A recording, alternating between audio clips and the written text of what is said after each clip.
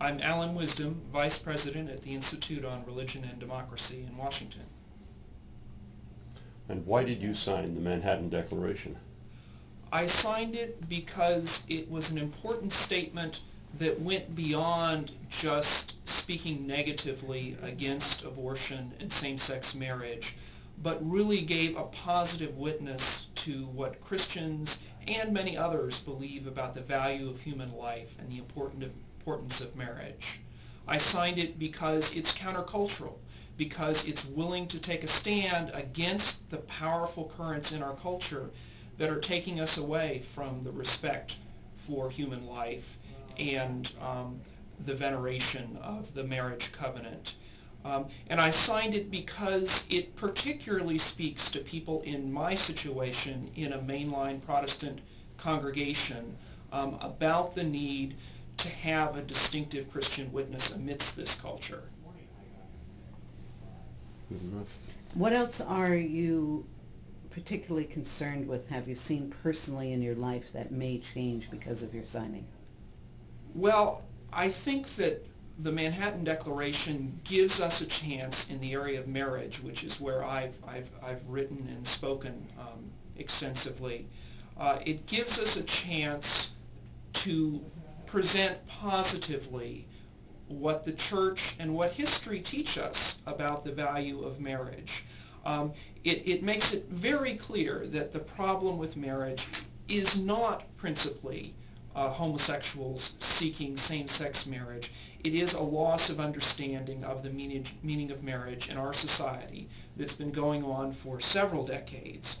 And it is so important for people to recover that sense that marriage is this deep and complete union of man and woman with an unconditional lifelong commitment. It's not just two people who have romantic feelings for one another. That's the mistake that has led to same-sex marriage, this idea that it's all just the emotions. No, marriage is so much more than that. And marriage is not just the two private individuals. Marriage is the fabric that weaves together our society. It's the way that people form new families. I also like the fact that the Manhattan Declaration phrases its concern for marriage and human life in terms of the biblical call to protect the poor and the vulnerable.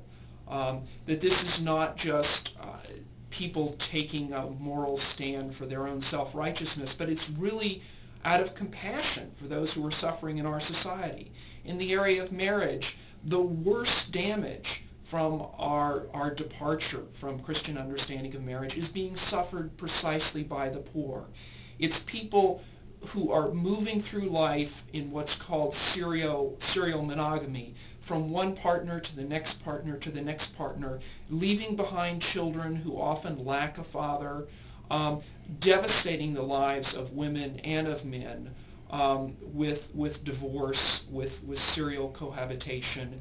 And it gets to the point where people have not experienced and almost cannot believe that it's possible for a man and a woman to unite themselves with this kind of love that Christ had for the church, as the Scripture speaks.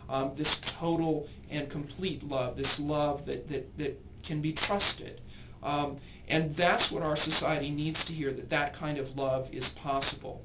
That marriage really can be something around which we can build our lives and build our society.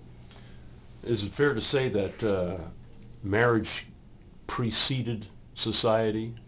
Oh yes, absolutely. It's true both historically and biblically.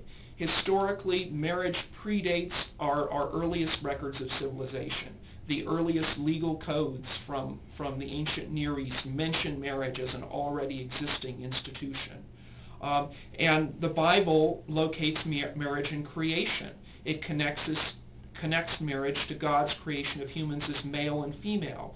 And that male-female complementarity is a fundamental part of what it means to be human, and marriage is the means by which God designed men and women to come together and to build society.